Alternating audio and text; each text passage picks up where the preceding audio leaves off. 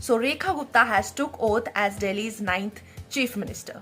तो हम समझते हैं कि बीजेपी ने उनको अपना सीएम कैंडिडेट क्यों चूज किया। पॉलिटिकल हिस्ट्री देखें तो Rekha Gupta is the first MLA from Shalimar Bagh. उसके बाद उनका अगर बैकग्राउंड थोड़ा सा देखें तो वो दिल्ली यूनिवर्सिटी की स्टूडेंट यूनियन की प्रेसिडेंट रह चुकी है in the year 96-97, which shows a strong political background. उसके बाद वो बीजेपी महिला मोर्चा की फर्स्ट जो है प्रेसिडेंट बनती है और अब दिल्ली की 4th विमेन सीएम बनती है और बीजेपी रूल्ड स्टेट में वो फर्स्ट विमेन सीएम है अभी करंट स्टेट में।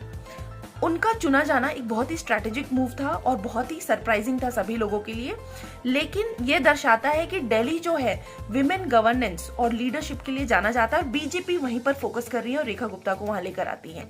सेकंड है कि उनसे कोई भी बहुत बड़ी ज्यादा कंट्रोवर्शियल चीज जुड़ी नहीं हुई है। अनलाइक परवेश वर्मा एक नया चेहरा है तो एक नया पॉलिटिकल पर्सपेक्टिव देना चाह रही है दिल्ली को। थर्ड रीजन है इलेक्टोरल वोटर टर्नआउट। तो विमेन की जो टर्नआउट थी 2025 इलेक्शन में it was higher than men 60.95% के अराउंड और मेन का था 60.21%। सो उन्हें खुश करने के लिए विमेन सीएम। नाउ जो लास्ट चीज है कि इलेक्टोरल पॉलिटिक्स जो दिल्ली की है तो उस वजह से जैसे हमने देखा है शीला दीक्षित, उसके बाद आतिशी, उसके बाद सुषमा स्वराज, तो एक उस लाइन को फॉलो करते हुए रेखा गुप्ता का नाम हमारे सामने आता है। तो ये थे कुछ रीजंस।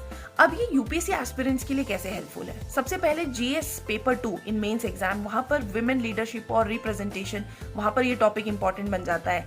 नेक्स्ट आता है कि जो स्टेट गवर्नेंस है, स्टेट से रिलेटेड जो सारी चीजें होती हैं पॉलिटिक्स, वहां पर ये बहुत इंपॉर्टेंट हो जाता है कि how things turn out, sudden में कैसी चीजें बदल जाती हैं। और ऐसे में देखें तो विमेन इन पॉलिटिक्स एक बहुत ही इंपॉर्टेंट टॉपिक बन सकता है आने वाले दिनों में। तो प्लीज फॉलो करते रहे। अब मैं रेगुलर रहूंगी और आपको ऐसे इंफॉर्मेटिव कंटेंट जो है वो बताते रहूंगी। Please subscribe my channel and like this video. Thank you so much.